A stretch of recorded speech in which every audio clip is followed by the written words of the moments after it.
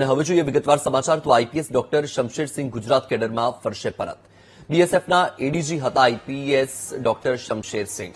આગામી માર્ચ 2026માં શમશેરસિંહ થઈ રહ્યા છે નિવૃત્ત. ડોક્ટર KLN રાવને બનાવાયા છે ગુજરાતના ઇન્ચાર્જ ડીજીપી. ઇન્ચાર્જ ડીજીપીની નિયુક્તિ વચ્ચે ગુજરાતમાં શમશેરસિંહની વાપસી. 1991 બેચના આઈપીએસ ઓફિસર છે શમશેરસિંહ.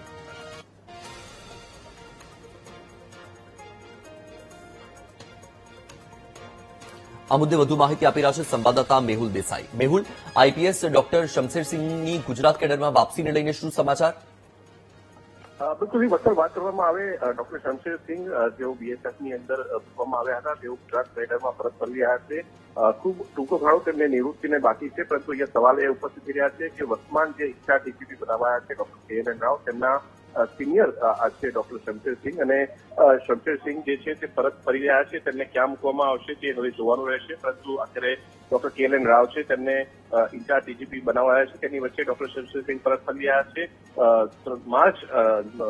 માર્ચની અંદર તેઓ જે છે 2024માં નિવૃત્ત થઈ રહ્યા છે, અને સરકાર માટે પ્રશ્ન હવે એ બની રહેશે કે તેમને ક્યાં મૂકવામાં આવે છે. જી બિલકુલથી મેહુલ, માહિતી બદલ આભાર.